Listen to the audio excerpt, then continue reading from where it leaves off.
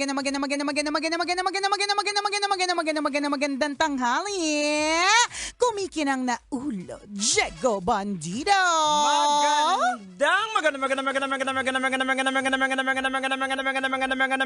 Magandang tanghali. Kumikinang ina. Nicoliala. Aliw na aliw talaga ako dyan. Nakakaloka. Ano ba yan? Naalala ko tuloy yung dating crush ko na na nagigitara. Yung unang strum pa lang ng gitara, parang natunaw na talaga ako. Yung tumutono pa lang. Tinutono pa lang. Yung parang nagkarang ganyan. Ang landi mo. Hindi lang yun. Tinutono pa lang, nag-water na ako. Yung parang ting ting. Oo, parang ano ba yun? Ang cute naman niya. Kaya ever since, hanggang ngayon, ganun na yung admiration ko sa mga nagigitara. Parang kahit bata man yan, matanda, crush ko na sila. Alam mo yun? Pero iba talaga dating ng mga lalaki na mga nagigitara. Sabi ko na ba, Diego? Sinubukan ko rin pag-practice, sabi, hindi ko kaya. Akala ko, sinubukan mo rin hindi ma-in-love sa nagigitara. Hindi iba kasi yung dating eh. Oo, iba talaga. Iba talaga. Maski naman babae. I mean, anyone who plays the guitar, parang meron silang may iba silang dating eh. Parang, plus pogi points kasi yan eh. Kahit halimbawa, hindi ako marunong kumanta, marunong ka gumitara. Diba? Sige, kanta ka, gitara. Yan. Kasi, awan ko lang kung ako lang to pero parang may na-imagine ako sa mga fingers. Charot! Pero baka ako lang naman yon. Pero kung marami tayo, edi appear. Di ba nakakatuwa? Kaya nung pinapakinggan ko yun, parang siya nagtotono na mag-uumpisa siya sa kanta. Pero dun sa first time na nagka-crush ako sa lalaking yan na magaling mag-gitara, dun ko rin na-experience first time yung tinatawag na unrequited love. Yung ako lang talaga, tapos sa kanya wala lang. Oo, talaga. Ikaw lang yung nagmahal. Oo, ako lang talaga yung crush na crush ko talaga siya. Tapos ako talaga, as in, alam mo lahat ng movements niya may meaning para sa akin. Yung nakinikilig ako pag hinahawi yung buhok niya ng hangin. May ganun ako. Kaya, ganun na lang ang kaba ko kay Princess. Pero para sa kanya, you're just a fan. Oo, wala lang. I'm just a fan. Hangin nga. Correct. Totoo, literal. I'm just an ordinary fan. Diba? Isa lang ako hangin para sa kanya. Hindi, pero inisip ko yun. Sana ako na lang yung hangin. Para dumampi ako sa kanyang buhok. Ganun. Kaya ganun, alam mo, ganyan ako mag-isip sometimes. Kaya kinakabahan ako para kay Princess. Kaya ayoko na i-expose agad sa mga... Natakot ka talaga. Kaya natatakot talaga ako kasi alam mo na. Mana-mana lang din.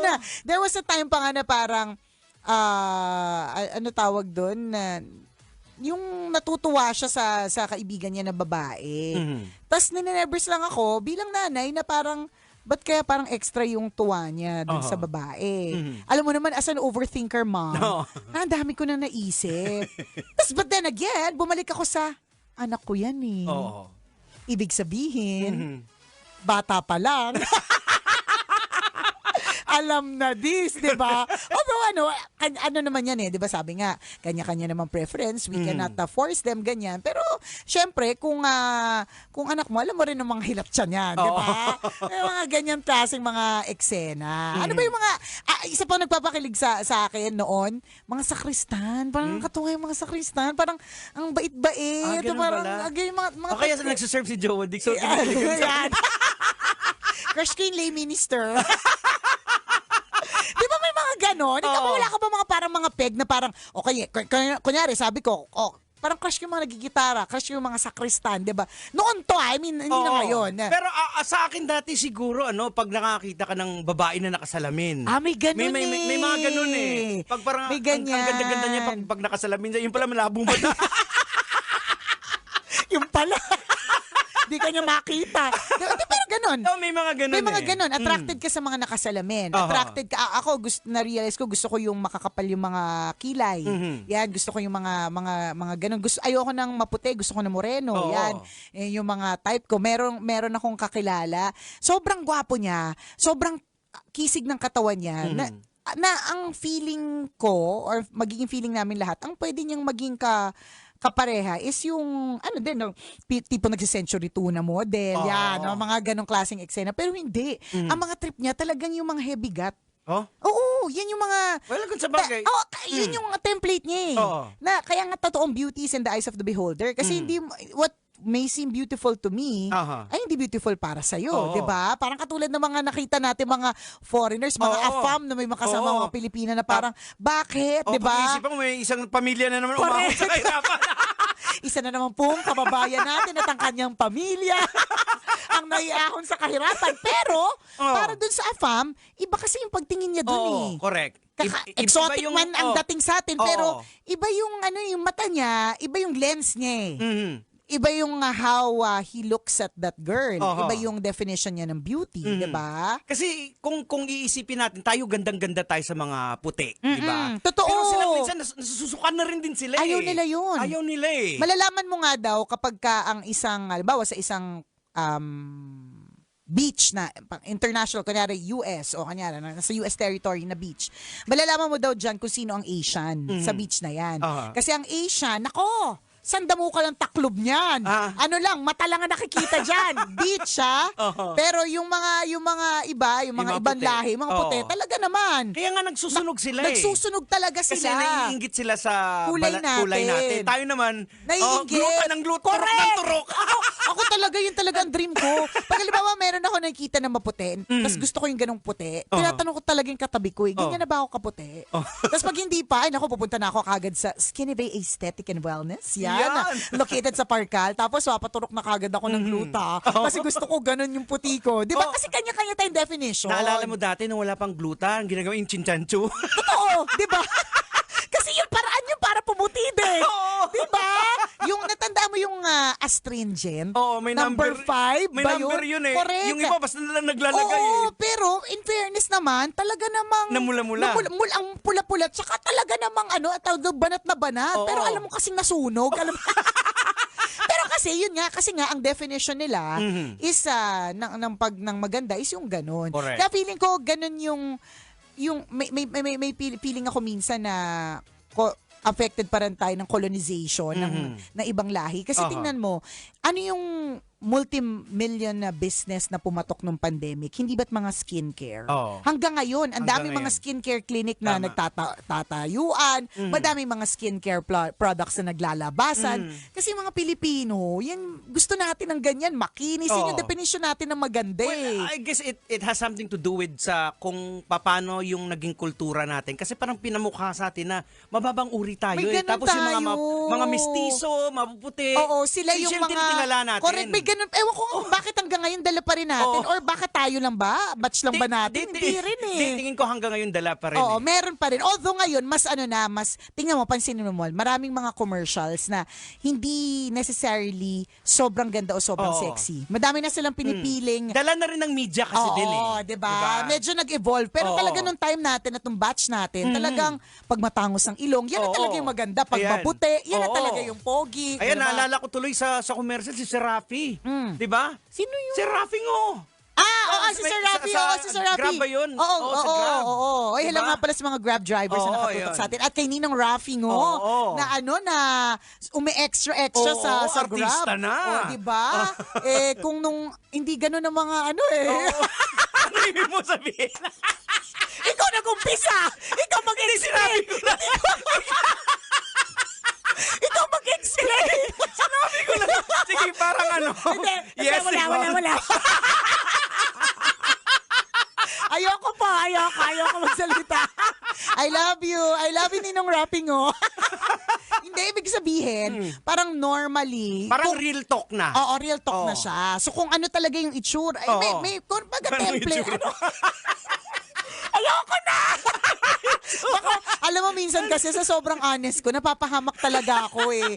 So, itong honesty ko sa feelings ko, sa utak ko minsan, ito talaga yung minsan nagdadala sa akin ng ng karma minsan, digital talaga, di ba? Hindi, pero yun yung sinasabi natin, ang nilalagay na nila, ito na, real people. Oo, Yun. tama. Kasi sometimes, For example, yung mga anti-dandruff. Lagi ang issue ng maraming tao eh, 'di ba? Tapos ang nilalagay naman nila ng mga model talaga doon, para namang hindi dandruffin talaga, Oo. 'di ba? Or kunyari for Gluta products, 'di ba? Ang nilalagay nila, feeling ko dati nang maputi. Oo, maputi na dati. Maputi na talaga dati, makinis na talaga dati. Ang maganda kagandahan ngayon, ang nilalagay na nila real people. Yun naman yung ibig sabihin natin, 'di ba? Na real people ang gusto nating sabihin. Hindi.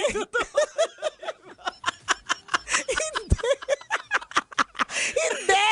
Ibig sabihin, basta yun na yun! Hindi, Ayoko na. siguro. Oo, parang ano na tayo, Oo. dati kasi, ito lang yung peg natin na maganda. Oo. Parang katulad ng mga Na walang karapatan yung mga normal na mga itsura. Yes, Ayan, correct. Kung kagaya ano ba natin. ito? Anong ibig sabihin mo ng normal na? Hindi, totoo. Pag sinabi correct. normal na Pilipino, Yes. yung hindi ganun katangos yung Oo, ilong, parang- hindi maputi. Yan, diba? kalatang ilong, Oo. parang paa ng Shih Tzu, yung Oo. ilong, ganyan. Ganon, 'di ba? Nagbibigyan na ng chance yung Oo. normal at regular. Kasi alam naman natin kung ano talaga yung magandang-maganda. Correct. Oo. Kung sino talaga yung parang 'di ba? Parang sa mundo rin ng social media, 'di ba? Sa mundo ng mga influencers, hindi na siya necessary na na yung mga magaganda lang talaga, Correct. makikisig ang katawan. Ang daming hindi. Ayan, si Wamos, Oh, di ba? diba? Ayan na, nagbabanggit na tayo ng mga pangalan, Diego. Baka bumalik to sa atin. Hindi, pero yes, Oo. real talk, di ba? Kasi nakita ng mga, kung bakit naman sila pumapatok, dahil nakita ng mga tao, yung sarili nila sa mga taong, Ordinary people. Na ordinary people na, so parang nagbigay din ng hope na, ay, pwede pala. Correct. Pwede Oo, palang gawin. Tama. Maganda, at maganda din siya kasi very realistic siya eh. Syempre, iba pa rin yung datingan ng mga talagang artistahin. Tinitingala rin naman talaga natin yan. Pero, ang galing lang din talaga kapag ang isang brand, ang isang product will actually use real people. Oo. Real, ordinary people. Kasi mas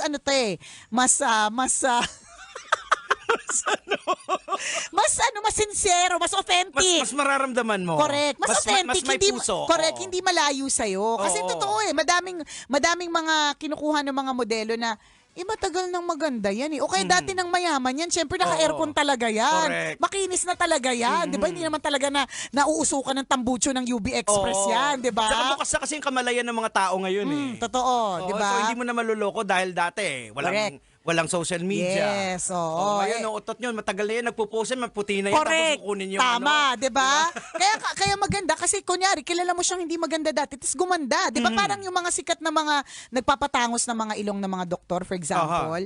Ang galing kasi hindi lang mga artista yung pinipili nila, ang minomodel out talaga nila are ordinary people, I mean, regular Filipinos, mga Pinay na talagang alam mo namang hindi talaga dating matangos, tapos biglang tumangos. Yun yung maganda na dati naman ganito siya. Tapos yan yung tinatawag nating authenticity. Ayan. So, nagbibigay siya ng hope pag nakita mo. Ay, oo nga pala. Oo, no? may pag-asa. May pag-asa.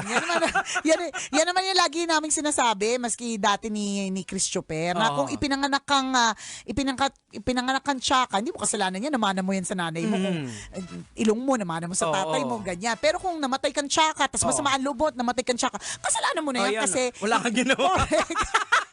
Wala kang ginawa.